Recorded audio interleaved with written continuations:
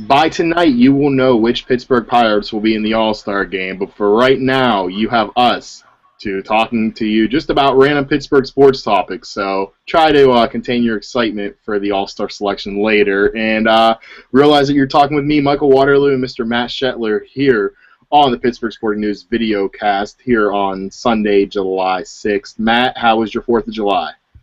It was really good. I got to unwind a little bit and with my schedule lately. You know, I always had a different game or a different story to write. It was kind of cool to unplug for a little bit. So I went to a couple parties, and then yesterday went to a party, got home about 9 o'clock. I slept for 12 straight hours, and I haven't done that in a year or so. I got that energy level back, and we're ready to talk some Pittsburgh sports. All right, perfect. Looking forward to it. We may be joined by Gar Berkery later.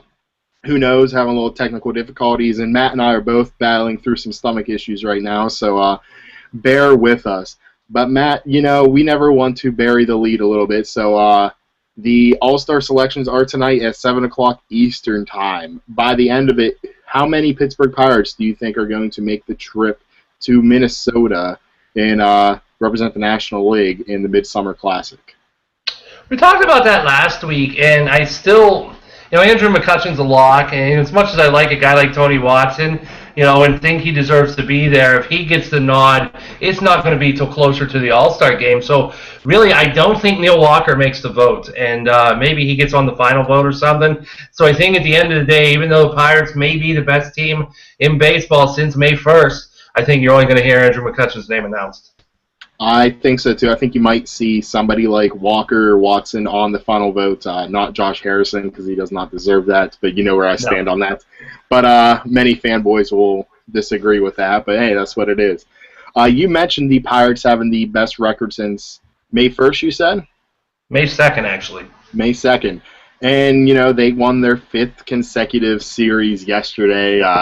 I don't know if you saw me tweet, but I tweeted out right after the Pirates won, clinched that series against the Phillies that, yeah, you know, they won their past 5 series, but look at the teams they did it against. They did it against the Mets, the Cubs, the Diamondbacks, the Phillies, the Rays. That is, if you're keeping track at home, the last place Phillies, the last place Diamondbacks, the last place Cubs, the last place Rays, and the 4th place Mets, who are just a game or two up on the Phillies but are still horrible. The last good team, and by good team, I'm making that very broad, team over 500 that the Pirates beat in a series was the Los Angeles Dodgers to end May and begin June. So they won that series 3-1, I believe. So, Matt, do you think people are kind of getting excited about nothing, or do you think this team's for real, or does it have a lot about the competition that they're playing? No, I think they are for real, and I tell you what, they suffered through a really tough schedule early on, and, you know, it kind of set them behind the 8 ball a little bit, and, you know, good teams beat up on teams like this, and, you know, even though they haven't swept teams, if you keep winning series, this team's going to be in the playoffs. If you win every series, it might be a wild card, but this team's going to be in the playoffs if you keep winning series out. Sure, would we like to see a sweep? Would we like to see an 8-9 game tear? Of course, but you keep taking care of business against these bad teams, and the schedule's going to get a lot tougher, you know, as the week turns here beginning, and you got to carry that kind of momentum in. But I look at when this run against bad teams started, and there was a big question, and you looked at the standings, and okay, yeah, we're only so far, like 3-4 games away from really being in contention, but you're also only 3-4 games away from being where the Phillies and Mets are too. So I think, you know, they did what they had to do. They took care of business, and now I think there's no doubt that this team's in the thick of the wild card race. So yeah, you know what? Good teams beat up on bad teams, and while we haven't seen sweeps, we've seen the Pirates do that, and it's got them where they need to be heading into the All-Star break. So just like years past, though, you can kind of wish the All-Star break wasn't upcoming because you want to see this team kind of carry on and continue their role. Yeah, I mean, it's definitely those are definitely teams that the Pirates have to beat if they plan on doing anything this year. I mean, there's no question about that, and they did what they had to do. I'm not ready to call them for real yet because I do still think they're the 4th best team in the division, and I need to see a little bit more this week, especially against the Cardinals. Even though they're, I think, 17th in baseball in batting average, they're really struggling getting everything going, and against the Reds, who, by the way, Joey Votto was not present today in the locker room, so we don't know if he's battling some kind of injury or not. Stay tuned to Twitter on that just to see. But yeah, it's a very, very big week for the Buccos coming up, and looks like Gar was able to join us here. Gar, are you with us? I'm sure hoping so. Yeah, you are. All right, Gar. We're talking about how the Pirates they won their 5th consecutive series. I asked Matt if he thinks they're for real. He said, yeah, he thinks they are, but looking at the standings, they're this close to the top, and then this close like the Phillies or Mets. I said out of the 5 teams they beat, 4 last place teams, 1 fourth place teams, all bad teams. They haven't won a series against a good team since the end of May. So, what's your take on the Buccos right now? Well, can I meet you guys somewhere in the middle and say the Pirates are doing exactly what they need to do after an absolutely horrific April? I mean, you look at the teams that they've played over the last 14 games. They've done a terrific job of winning series that they need to win.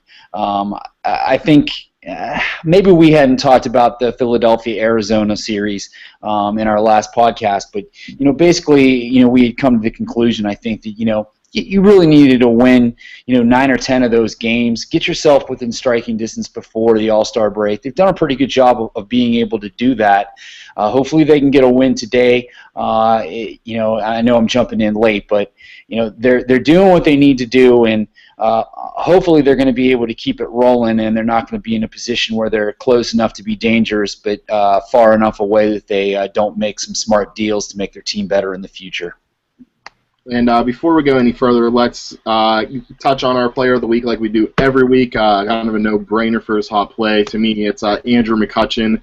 Puts a line of 450, 500, and 800 slugging percentage this week with 1 homer, 5 RBIs, 2 runs scored, and 1 stolen base. So for about the 80th time since we started this, congratulations to Andrew McCutchen for being our player of the week. Now, we have a little student versus teacher today at PNC Park as Jeff Locke, 2013 All-Star Jeff Locke, that still just cracks me up every time I hear that, takes on A.J. Burnett, Mr. Batman, and who knows if he's going to be a villain or if he's going to be a hero to those at Pittsburgh today. Guys, you going to watch the matchup, and what kind of reception do you think A.J. gets from the Pittsburgh faithful? Yeah, I'll definitely be watching, and I would hope he gets a standing ovation, and I think he will. You never know with the fans, though. He deserves it, and he's not having a terrible season, but you saw how things worked out here, and I've always contested that he should have been here in spring training, and I think he would have having that veteran arm, would have made some difference maybe in April when the Pirates were struggling. But AJ's back. Hopefully he gets a standing O, and hopefully the Pirates bats go to work on him. Yeah, I agree with Matt in the sense that, you look at what A.J. Burnett was able to do just in terms of changing the culture of the Pirates, I think in a lot of ways. You don't want to make too much out of, for instance, the clubhouse and what it all means, having a guy in there that's, doing things. We had talked about that once upon a time. But there's no question that there was a correlation between A.J. Burnett coming to the Pirates and the Pirates starting to make a little bit of a move starting in 2011. I think the fans are going to give him a pretty warm reception. And I do agree with Matt to an extent, and I think I wrote about this a few months ago as the season was getting ready to start, that, maybe not signing A.J. Burnett is something that the Pirates will regret. I don't feel that way at all now. I'm willing to admit that I was definitely wrong. We have found that there are a number of options. Tim Williams, actually with Pirates Prospects, wrote a great article earlier in the week about really the Pirates having 6, maybe 7 guys who right now are better, more viable options than A.J. Burnett is at this point in the season. I think A.J. Burnett, I read earlier, he's got over a 7 ERA in his last 7 starts. So he's really having a lot of trouble. And I get the idea that he's a veteran arm, that he's a competitor, blah, blah, blah. But, right now I think the Pirates probably made the right move moving on from him. Vance Worley is looking like a pretty nice replacement for him, as is obviously Edison Volquez. So, I think the Pirates are going to be okay with what they have, and hopefully the fans will appreciate what A.J. Burnett did for the team, and will give him a warm reception.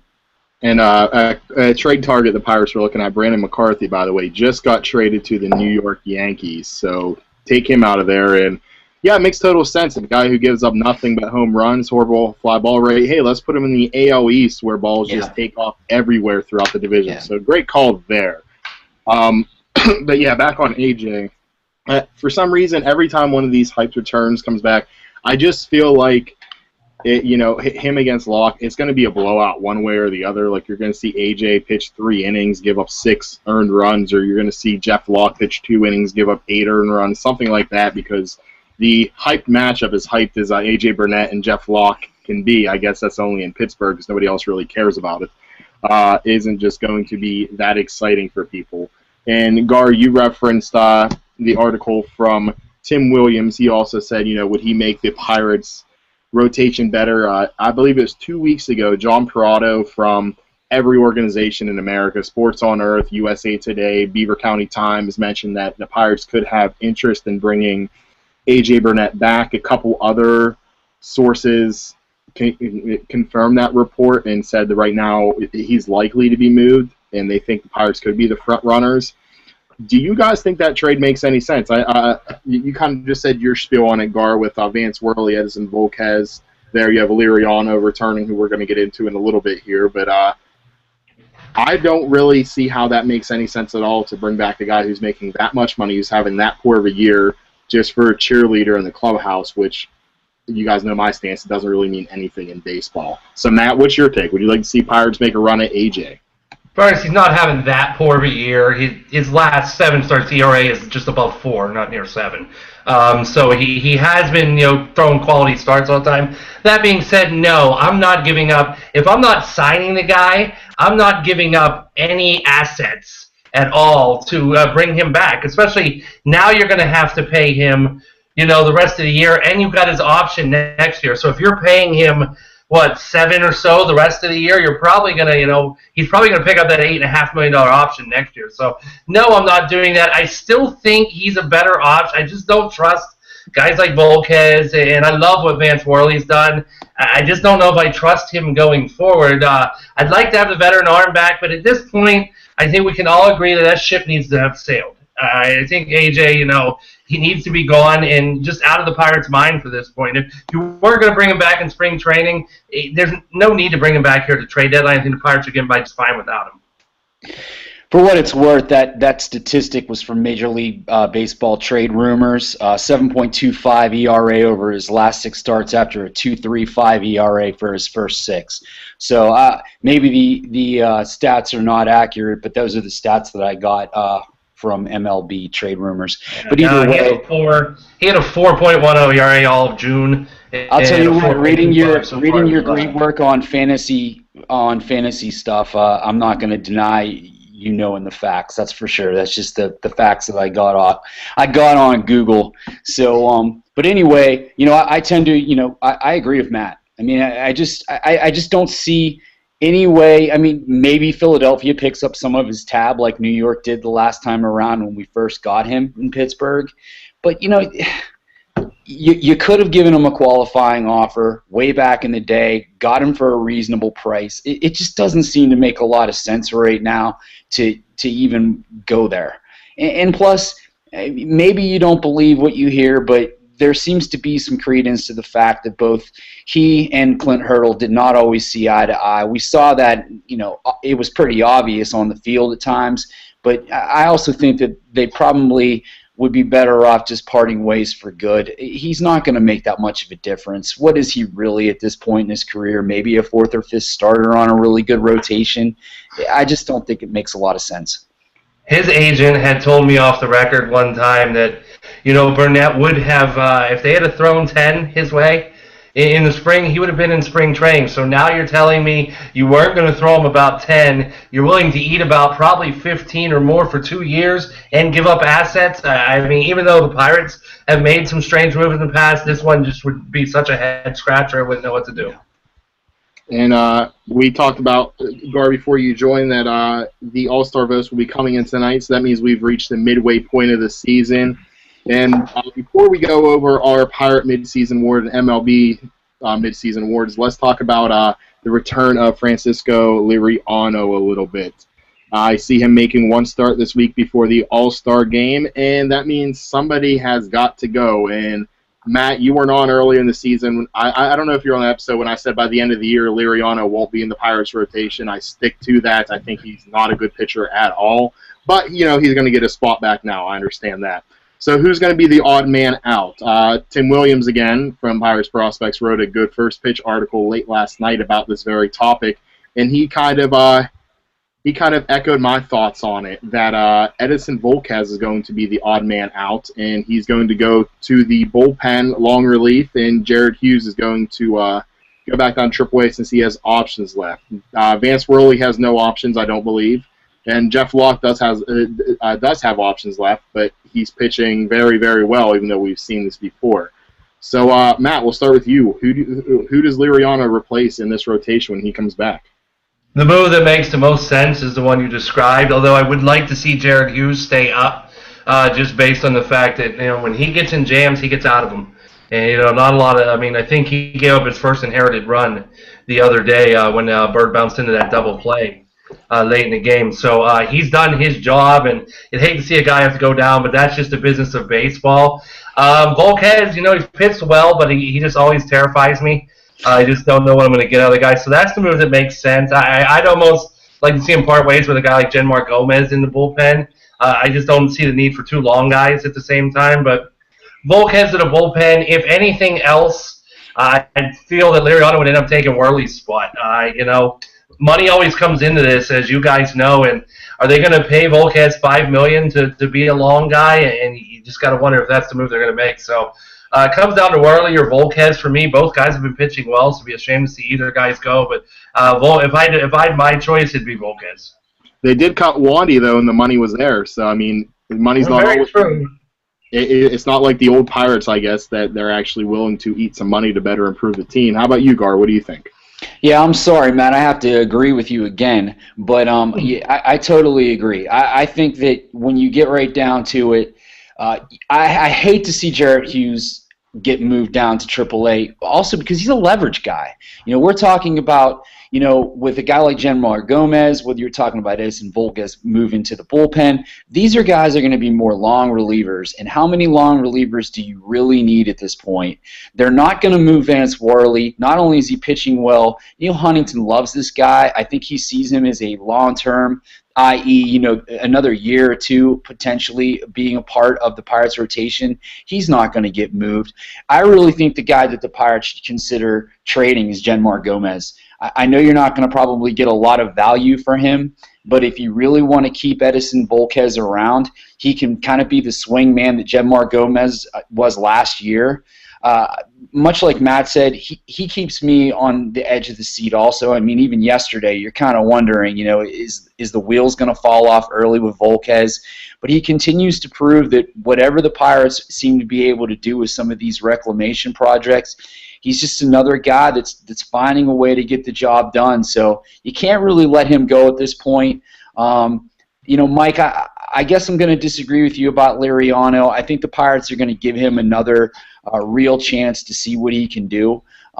Maybe you're right. Maybe he doesn't find the form that made him such a great pitcher for the Pirates last year. But, God, as a Pirates fan, I hope that he does, because they really need to upgrade those first couple of spots in the rotation, because Garrett Cole hasn't been nearly as good as everyone had hoped. Charlie Morton, I don't know what to say about him right now, but they need a guy who they can put in there early in the rotation and hopefully deliver, and hopefully Liriano can be that guy. His whole career. What's funny is, Go ahead, what's funny is, you look at it this way, and I agree with you. I was terrified of Liriano coming into the season and wrote a couple columns about that. Here's a guy who's never in his career put together 2 good years in a row. So I had no faith in him coming here. But assume the Pirates are in a playoff series. Well, you look at, just pick any 3 guys out of a hat that they have to run out. It just won't match up well against any possible team they can play. Are you really going to run Jeff Locke and Vance Worley out in a playoff series? And it just looks very bad on paper. So they do need Francisco Liriano to step up. I don't think he will, and I think if there's one guy that can really ride this Pirates team into the ground, it may be Francisco Liriano. It looks like he's going to get every opportunity to do so.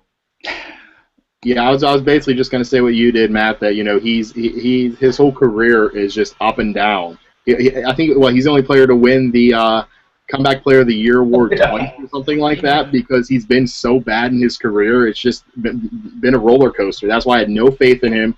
I think they are going to give him a chance to stay, and if some Pirates do make the playoffs again, I don't think they will at all. But if they do and they have to go with a three-man rotation, they're going to go Cole, Morton, Liriano.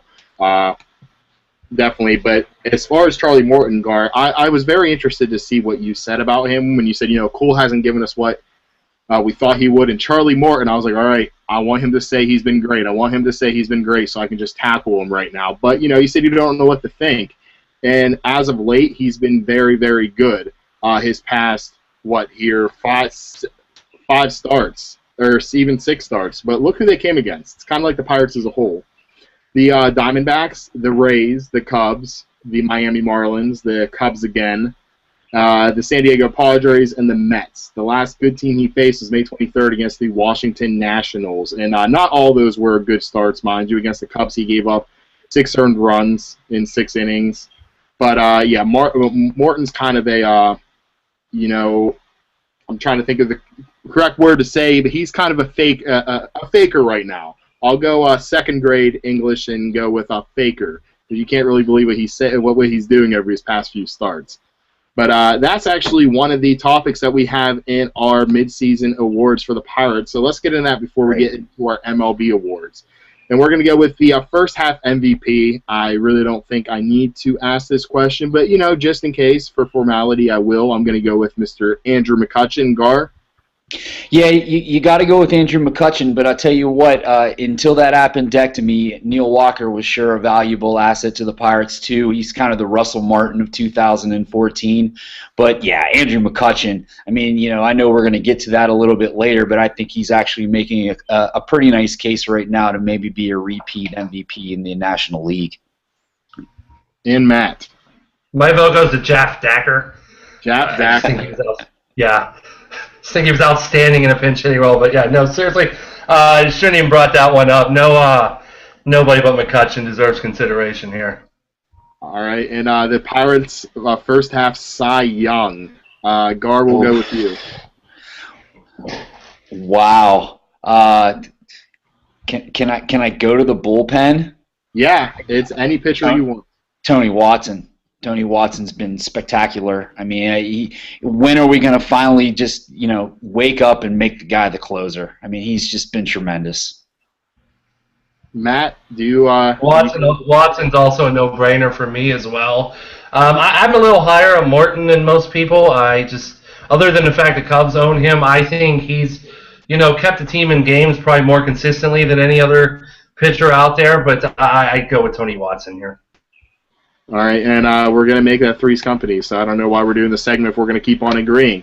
But who's been the unsung hero of the first half for the Buccos? Matt, we'll start with you this time. Oh, it's painful to say. No, I think there's a lot of them, actually, but no, it'd be hard-pressed not to go Josh Harrison here.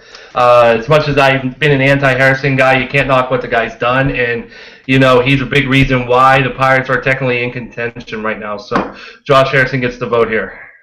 Gar, for you? You know what? I'll go contrarian just because Harrison's pretty obvious. I'll tell you a guy who's been a little bit of an unsung hero. Actually, I'll go with Brandon Compton and Vance Worley. When things were getting really shaky and guys were going down in our pitching staff and we were really off to a terrible start, both guys came in and really helped stabilize that back end. Actually, I'd add Locke. I mean, those 3 guys coming in, those guys have kind of been unsung heroes that maybe are going to help save the Pirates this season. And I'm going to go with Tony Watson because I think Josh Harrison's been getting so much attention that I don't know if he qualifies as unsung anymore because everybody's standing O, baby. First half surprise. The surprise player. For me, it's Josh Harrison. Gar?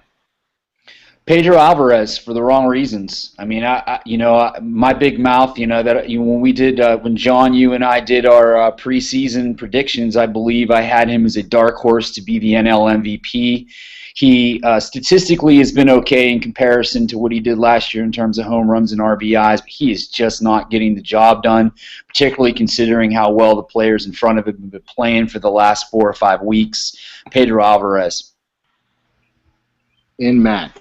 I'm going to go Pedro too, but I'm going to go Neil Walker. Here's a guy, I love his work ethic, like the way he, treats the game on a day basis, but I'm just never sold on this guy's bat being a legit major league bat. And, he's hit some long balls. There's still a lot of flaws in his game, but, he got off to a real good start to the season. And, I still project him, as a 260 guy, maybe 15 to 20 tops a year. But, here's a guy who, if he gets hot, again in the second half, can be a real difference maker. And he brings a glove every day, but yeah, what he's done with the bat, especially with guys on base, and that gets overlooked a lot with the Pirates' struggles and guys on base. Neil Walker's come through in some big situations this year, so it's something I wouldn't have projected him to do on a daily basis. So he's my surprise. Good pick. All right, and let's go back to second grade vocabulary. Who's the first half faker? That they're performing better than they should, and you don't expect to continue. You guys know why I'm asking this question. I don't even have to answer it for myself. But Gar, we'll go ahead with you first. Oh boy. Well, I'll let you have that one with Josh Harrison. I mean, he's been playing at such a high level. It's hard to think that it's going to keep going. But Mark Melancon, he hasn't been particularly great, but he worries me. I mean, he just is a guy that just doesn't seem to have it as the closer, and he seems to be quite a faker out there these days. He gives up the bomb yesterday, and he recovered nicely, but it just seems like every ninth inning he comes in, you're just waiting for that little blooper into right field. It's getting a little old, and he's been a little bit of a faker this first half. Matt? It's an easy one with Josh Harrison for me, so I'll let you do the analysis there. So, I mean, it's almost a tie with Neil Walker, just because I'm not a fan of Neil Walker. I think he's one of the most average players you can find in all of baseball. But it's Josh Harrison for me. I wrote a column on it at Pittsburgh Sporting News. Some guy said I'm going to go in there and hit 40 homers instead. I mean, if the Pirates want to pay me that kind of money, I'll be more than happy to go and swing away and see what happens. But, yeah, he's just not good. Over the past 4 seasons, he's had one of the lowest on-base percentages in all of baseball. His numbers just don't add up to what his career says they should be. And somebody told me, hold on to that article till September. Don't worry, it's going to be on our site forever. So I will go back and check in September. And, Gar, I know you and I always have heated arguments about this, and all I keep saying is talk to me in October. Talk to me in October, and we'll see where Josh Harrison stands. And, hey, I might be eating crow at that point. I'll be more than happy to admit I am wrong, but the numbers just don't back up what Josh Harrison is doing. He's not going to have a place to play unless they trade Pedro Alvarez, which I don't think they're going to, but people seem to think that's a realistic possibility for a top-end starter. But if Clint Hurdle keeps deciding to pinch hit Josh Harrison for Pedro Alvarez late in the game, who knows what this Pirates brass is going to do. All right, let's take a shift to the MLB awards, the midseason awards. Gar, you're on early in the season. Me, you, John Penline, and John Anderson, actually, or is formerly known as Mick Effect. We took a stab at our preseason predictions. So let's take a look at what we think now. Who is your American and National League MVP, Gar? Well, American League it's pretty obvious right now that Mike Trout is running away with the award. I mean, that's pretty obvious. Though I will say this, and maybe Matt can shed a little bit more light. I think there are 2 guys that probably deserve, maybe 3 guys actually from the Oakland A's who deserve a little bit of consideration. And I guess that goes back to kind of, what are you looking for? Are you looking for just, unbelievable stats, or are you looking for contributions to a winning team? And my AL and World Series pick Oakland A's, have Donaldson, Moss, and Cespedes all playing really, really well. I believe all 3 are in the top 10 for RBIs. All 3 are really contributing to what I think might be the best team in baseball. But, I guess in the end, it's pretty hard. I mean, Mike Trout's just... And for you, Matt, it looks unreal. Like... I mean, he's... okay. It looks like how about your National League pick? My National League pick? Gar.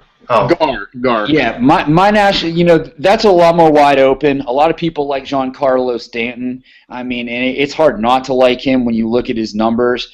and maybe I'm being a homer here, but the way Andrew McCutcheon's going right now, if the Pirates can continue going on that upward trajectory within the standings of the National League, I like Andrew McCutcheon to win again. I really do. Okay, and for you, Matt, your AL and NL. Actually, I was going to show the Oakland A's some love in the AL. I think Nice. Josh Donaldson is it should be at least right there with Mike Trout. And, since it's mid-season award, since Donaldson's team's in first place, actually with the best record in baseball, we're going to, even though this award will probably be Mike Trout's at the end of the season, I'm giving my vote to Josh Donaldson right now. I just think he's been fantastic this year. National League, to me, it comes down to three guys, and it's Tulowitzki, Giancarlo Stanton, and it's not Andrew McCutcheon for me. It's Jonathan Lucroy, who's been doing outstanding work in Milwaukee. So being at where they are, I'm actually giving a nod to Lucroy right now with Tulowitzki right behind him.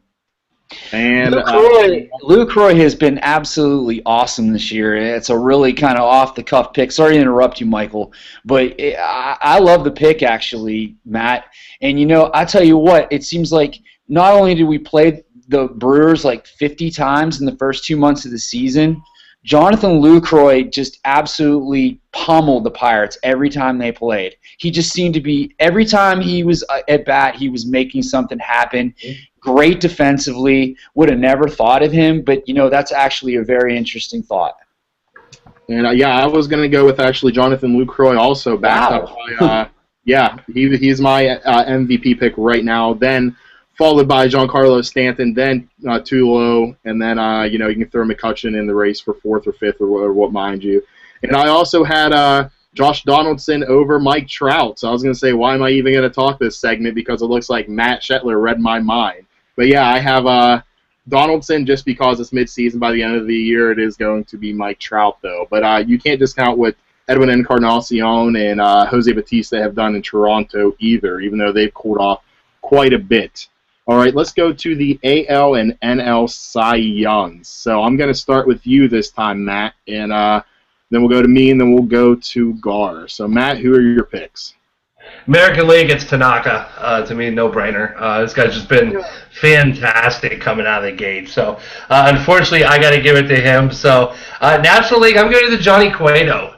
I just think, what he's done, 1.8 ERA at the midseason point. So, for me right now, it's Tanaka and Cueto getting the votes. Although Cueto, I don't see him probably winning the award at the end of the year, and I don't see Tanaka probably winning the award at the end of the year either, as much as the Yankees could struggle in the second half. So we'll see, but they get my two votes right now. All right. Oh my gosh, I'm so upset. Whenever you said slam dunk, I thought you were going to say Felix Hernandez, because this is a no contest right now in the American League. Felix Hernandez is the best pitcher in baseball, without a doubt. I would take him over Clayton Kershaw. I'd take him over Adam Wainwright, Yu Darvish, whoever. That's just because he's on your fantasy team. Well, damn right he's on my fantasy team. He's also putting up. Hernandez should get the award. I just wanted to throw Tanaka in there for. I'm not giving him the Rookie of the Year, and I just think mid-season he gets a little bit of love from me. Oh my God! Felix is 10-2. He's 2 wins off his win total all of last year. 2.11 ERA. His WHIP's under 1.895. I can't see going with anybody else. But my second place guy would be Masahiro Tanaka for what it's worth. I appreciate the love you're giving him, even though it's King Felix all day out here. Mm-hmm. But as far as the National League, I'm going to have to agree with you. It definitely is Johnny Cueto, even though I don't expect that to continue. But yeah, I'm going to go with the King, Felix Hernandez, and Johnny Cueto. So, Gar, what's your response there? Who are your winners? Well, I actually had 2 names written down here for the AL. It's pretty hard to argue against Felix Hernandez. I mean, I hate to butter you up here, Michael, but the guy's been insanely good this year. His statistics are off the charts. He plays on a pretty shaky team, and he just gets it done. I mean, I got to watch him pitch the other night. He's ridiculously good, but I'm on a flip. He was written down second here because I do have Masahiro Tanaka written down here, and this is the reason why. I think he's probably going to end up winning if you're asking me who's going to actually win the award, I think it's probably going to be Tanaka because he's the new shiny guy in Major League Baseball, and he's the Yankees pitcher. Oh, and he has also been unreal. He's been so good this year that it's kind of a coin flip, but I would say that Tanaka is probably going to end up winning. And then in the NL, you guys – I feel smarter, for what I wrote down here because I know you guys are the big baseball experts. Johnny Cueto. I mean, Johnny Cueto's been unreal. I mean, I know he owns the Pirates this year, but he's been great all year, and we'll see what Cincinnati does the second half of the season. They look like they might be fading a little bit, but if they can continue to work their way towards a playoff berth, I think Cueto's going to be right there in the mix. I will say a couple dark horses in the NL. Well, not dark horses because you can't say Adam Wainwright and think dark horse, but by the end of the year, he is going to be your Cy Young winner to me. But right now, I definitely give it to Cueto. And a guy in the Wainwright's a sleeper, huh? What was that? Yeah, Wainwright is a sleeper for all you guys in NL-only leagues. Be sure to put a bid in for Adam Wainwright. You might have to pay $6 or so with your fab money, but you can get him. And then as far as the AL goes, Chris Sale, depending on his innings limit, how many innings he has because of that injury he had, he could make a push also to challenge Tanaka and King Felix. There's a guy in LA is pretty good too. I mean, Kershaw, but he missed the first month. He missed the first month. That's the same reason as Chris Sale. I just don't know if the overall numbers will be there. If not, I mean, I might have to say he's the better pitcher than Felix. Maybe I got a little personal on that one, but Felix is right there up with him, Mr. Kershaw. But let's go to the Rookie of the Year here in the AL and in the NL. At the beginning of the year, everybody went with Tanaka, Abreu, or somebody else. I decided to go with Xander Bogaerts just for fun, and look how that blew up in my face. So he isn't off to the best year right now, but I am going to go with Mr. Jose Abreu. Tom Singer covers MLB. Nice guy, but made one of the corniest jokes ever on Twitter the other day when he said, I think his nickname should be The Most, because anytime you see his name, he's the rookie with the most this or the most that. So Jose Abreu has just been on fire, and Matt, that could be another fantasy team pick. It might be. But it's either Jose Abreu and then our Masahiro Tanaka, both very deserving. And as far as the NL goes, I'm going to give it to Fast Billy Hamilton, because he's stolen 35 bases so far. He showed that he can hit 275. He's just a game changer. He's one of those guys you look at and say, they game plan around him. Like in football, people used to talk about Troy Polamalu on the defensive end. He's one of those guys you have to plan for. And second place in the NL goes to Mr. Chris Owings, shortstop for the Arizona Diamondbacks. Gar, let's hear your picks. Well, I went with Abreu and Hamilton in our pre-season picks, so it's kind of hard to go away from them. Owings is a really nice choice, though, no question about it. And, I guess I'm going to break out my Homer jersey again, but, let's see what Gregory Polanco can do for the next 2.5, 3 months, because if he goes on a little bit of a tear and continues to play the way he is, he may give Billy Hamilton a little bit of a run for that award. But Billy Hamilton is such a game changer. I can't stop thinking about that last series against the Cincinnati Reds, where he just absolutely did a Jonathan Lucroy on the Pirates for an entire weekend. It was unreal. He's a complete game changer. I would have loved to coach him in track. He would have made me look pretty good. And Matt? Mine are the same. Abreu's been just outstanding. It's going to be hard to go against him in Billy Hamilton. I'm extremely high on the guy, have been for a long time. Now that the bat's coming around, this guy just could be in store for big things year after year. So he gets my vote. I do think Polanco's name could get in the discussion by the end of the year, but with the amount of steals this guy's going to have, I find it hard to see anybody unseating Billy Hamilton as the Rookie of the Year. Yeah, I agree. I mean, Will Myers did it last year, but that was a watered-down rookie class in the AL last year. And, hey, Michael. Yeah. When we did over-unders on steals for Billy Hamilton, do you remember what that over-under was? Was it 70? 75, I believe I said it at. Yeah. Okay. I was just curious. Yeah, I mean he's on pace. D. Gordon's on pace. There's a bunch of guys on pace. Let's go a couple more awards here. We're going to go with the AL and NL Managers of the Year at this point. Gar, if you're okay with that, we're going to start with you. Well, I apologize because I don't remember Oakland's manager off the top of my head. He's the obvious choice in the AL. Please help me out, guys. Oakland's manager. Well, anyways, and right now though he's holding on with Bob Melvin. Bob Melvin. Bob Melvin. Thank you. He's holding on by a string right now, but I'd go with Bruce Bochy in the NL. But boy, they better get it together here pretty quickly, or he's going to probably lose that tag. And Matt. Bob Melvin's easy choice for me as manager of the year in the AL and NL. Very tight.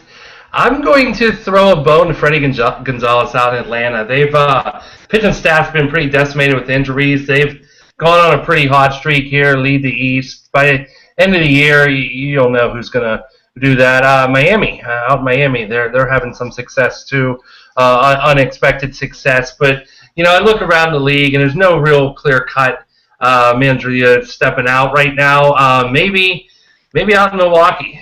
Look at Ron Renicky there. So I think actually I'm changing my pick to Ron Renicky there. Yeah, they're having one heck of a year. So let's go with Milwaukee and Oakland, and hopefully it doesn't end that way for Pirates fans. You took my pick there. I was going to go with Mr. Ron Renicky because I expect a lot from the Brewers, but not this much. So yeah, I like Renicky in the NL, and then the AL, Ned Yost. Big fan of the Royals. Still think they're going to finish in first place. So yeah, they started off slow, but then went hot. Now they're kind of slow again. So we'll see what happens, what kind of players they really are. We have two more comeback players of the year and most improved. So they are kind of different.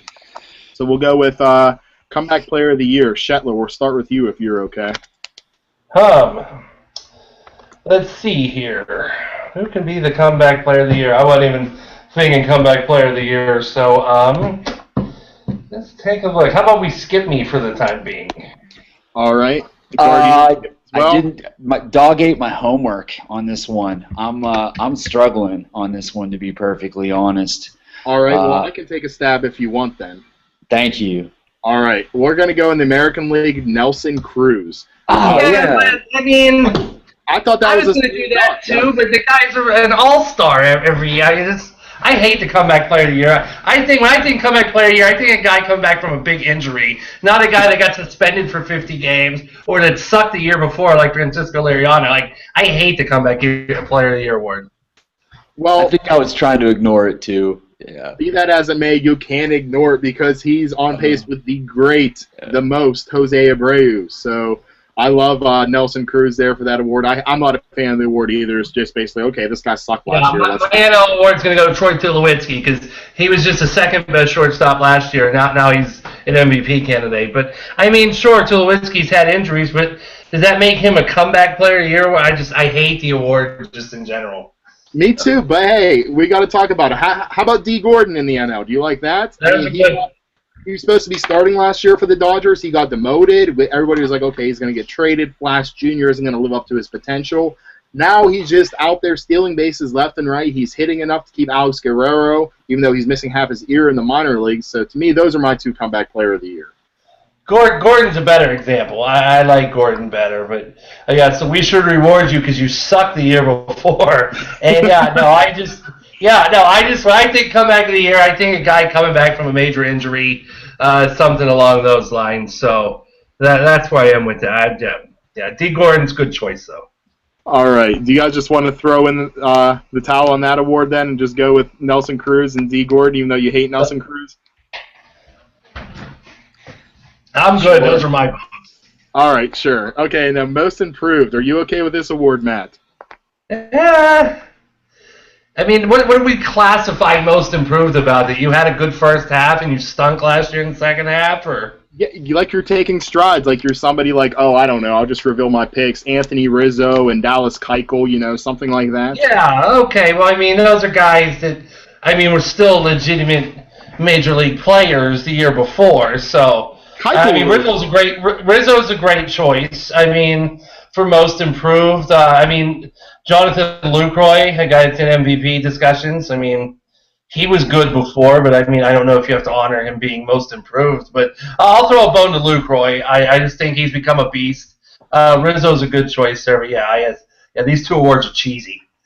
Yeah, I was thinking along the lines of maybe I know I think he's 5-5 or 6-5, but Josh Beckett's been pitching awfully well for the Dodgers this year. Didn't That's he a kind of comeback stink? player of the year right there, Matt. Yeah, come back, yeah, because you couldn't get a guy out for 2 years. They renamed it to the Francisco Liriano Award. Yeah, I can't get a guy out for 2 years. I throw one complete game, I get an award. I'm sorry. I'm sorry.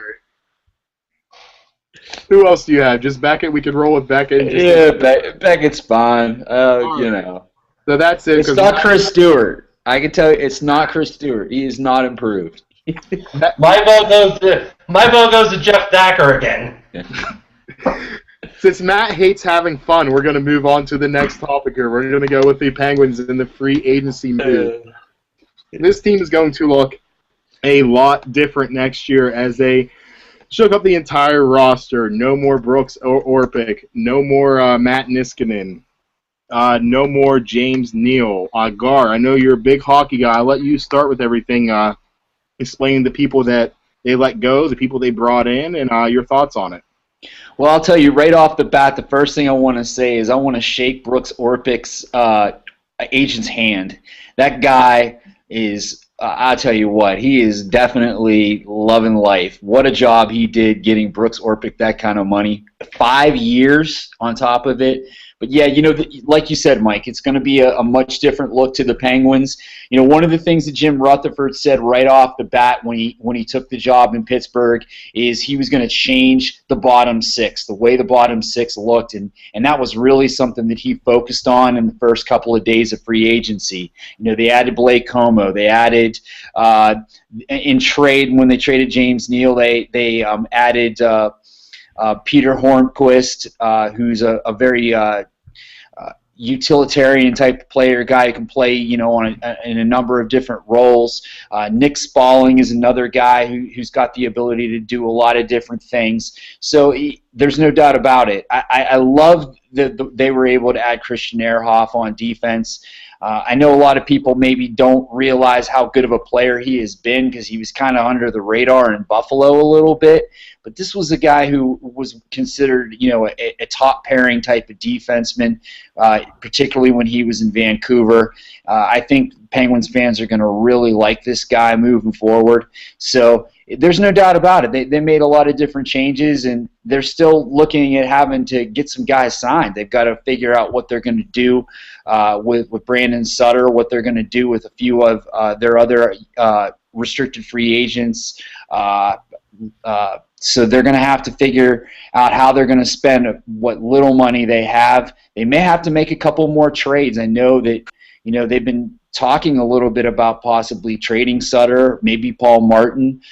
So it's going to be interesting to see what they do moving forward here over the next few weeks. But there's definitely going to be a new look to the Penguins. I know it's something that's tough for Penguins fans, you know, who were, you know, big James Neal fans or wanted the Penguins to sign Matt Niskanen back. But, you know, they had to make some tough decisions. When you're so top-heavy with contracts with guys like Crosby and Malkin, you're going to have to, you know, cut corners in other places. And hopefully Rutherford did a good job of bringing in some guys who can, again, augment those bottom six forward positions because it was one of the worst parts of the Penguins last year by far. So hopefully we're going to see an improvement there. And Matt, how do you like the new look Penguins and all the moves? I like the moves Jim Rutherford has made. I really do. I love the Ehrhoff move. I like a lot of the other moves. I think they got better in the bottom six. But kind of like what we talked to Josh Harrison, to me, it doesn't. Talk to me in May. You know, we'll see if these moves work out in May. And I also believe, like Gar mentioned, trades and stuff. What you've seen done now is not going to be the look of the Penguins, you know, come to the trade deadline. I think you'll see some additions then. But if you break down each individual move, it's hard not to like them, but it's really hard to see if the Penguins are a better team or not. So, I mean, talk to me in May when it really matters. But, you know, so far I think his first test in free agency, given the limited funds he's had, Rutherford has done a pretty good job. You know, Gar brought up Brooks Orpik, and for me, that's a tough one. I really enjoyed dealing with Orpik in the locker room a lot, and he was really your go-to guy for the media when you needed anything. So, you talk to Sidney Crosby first, but when there's things you need to answer, you go to Brooks Orpik, and it'd be interesting to see who takes up that role in the future. So, good for Orpik getting paid one more time, but I think Rutherford did good. I really like the top four now defensively, providing Mott is healthy to start the season, and you fill in a couple young guys, or Robert Bortuzzo is going to get a full-time role possibly now, and he's a guy that can bring some toughness on your bottom six pairing defensively. You add some grit and some toughness and a couple forwards, and you get better as a backup goaltender in my mind.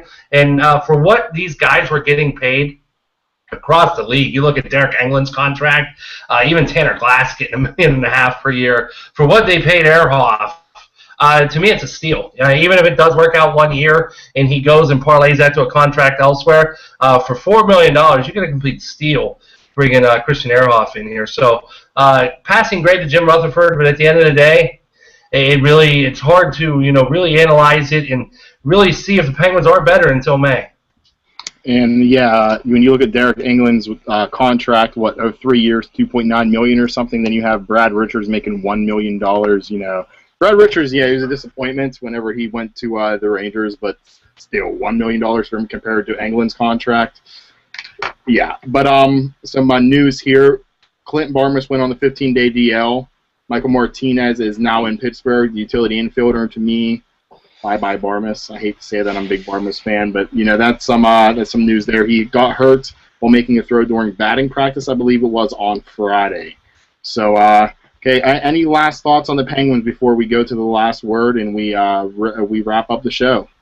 Yeah, hey, Matt makes a good point about just the ability of Jim Rutherford to bring in players on one-year deals at very affordable prices.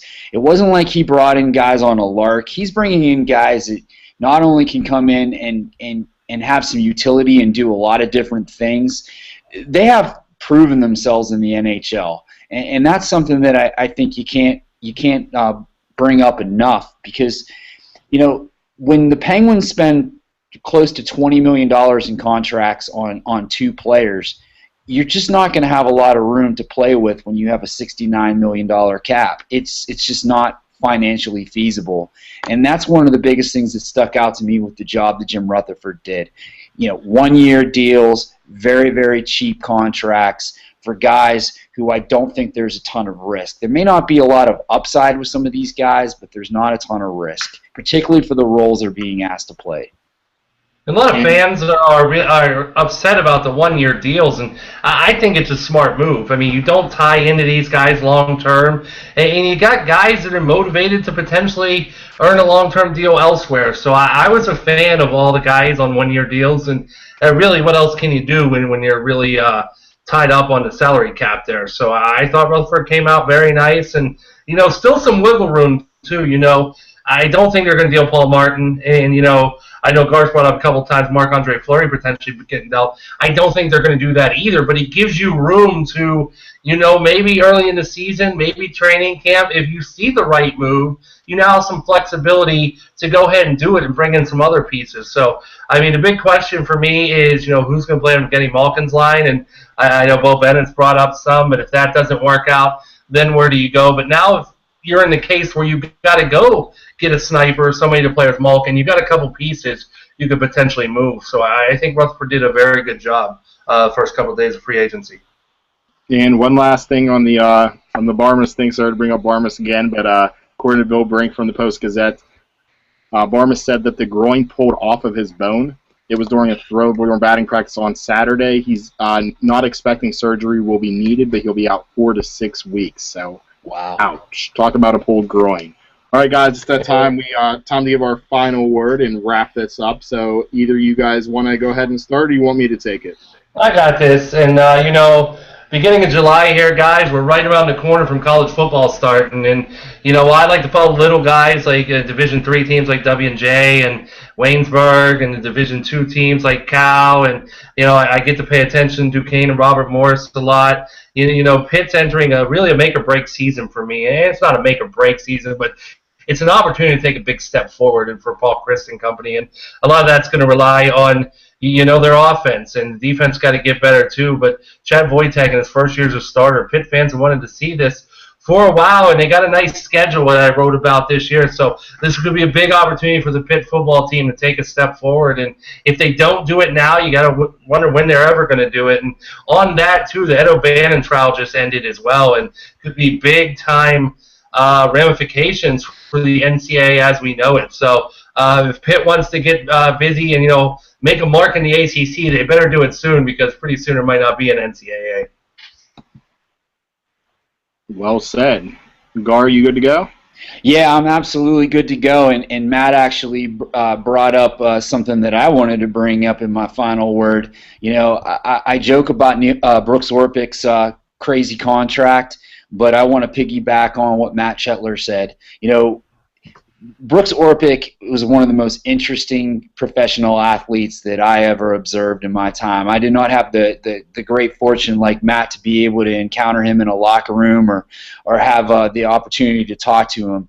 But anytime I ever had a chance to listen to him interviewed or got a chance to see him outside of hockey, I found him to be one of the most intriguing and interesting people in all the professional sports. He was never afraid to take stands on social issues, always very thoughtful. And, I joke about the contract, but you know what? Saying goodbye to Brooks Orpik really does suck, because he was such an important and viable part of a lot of success for the Pittsburgh Penguins for many years. He was always great to the media, always great to the fans, and he was the last remnant, really, other than Sidney Crosby, of a really, really hard time to be a Pittsburgh Penguins fan, when we didn't really honestly know if the Penguins were even going to be in Pittsburgh anymore, or if they were going to be heading to Kansas City or Seattle. And I remember those days well, as you guys probably do. It's going to be hard to see Brooks Orpik in a Washington Capitals uniform, and it's definitely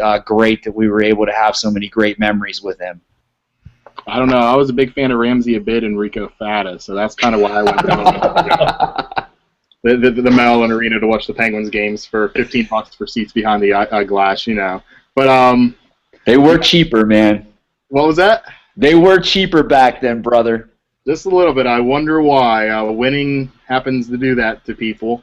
But anyway, that's another topic for another day. My final word goes out to Mr. Josh Gordon. I mean, I don't want to rip on him, because the guy needs help. He really needs help. He gets suspended for 4 games last year for smoking weed. Gets busted again. He's waiting his hearing to see if he's going to be out for the year. Then he gets pulled over in the offseason. Somebody with him has weed. And now Saturday morning he was arrested for DWI. When is this guy going to learn? He could have potentially just thrown away his career because he wanted to smoke weed. Whatever your take on it, if you think it's stupid, I'm there with you, but it's in the rules. Follow the rules. If you want that money, you'll get it. Same with Le'Veon Brazil. He was suspended 4 games last year for smoking weed. He said, it's either money or weed. I have to decide. Guess who got arrested again for the same thing? It looks like he chose the weed. He's out for the year. I feel bad for these guys in a way, but at the same time, use common sense. You have a parameter of rules to follow. Just do it. And guys, that's all the time we have today. Good show. It was fun. Remember in the future never to bring up Comeback Player of the Year awards or Most Improved or Six-Man or Little League awards. Everybody has to get a trophy whenever Matt Shetler's on the program. So I'll make sure to keep that in mind. So we will see you next week. For Gar Mercury, Max Shetler, I'm Mike Waterloo. Take care. Enjoy the Pirate games today, and get ready for the All-Star break. Thanks, Pittsburgh.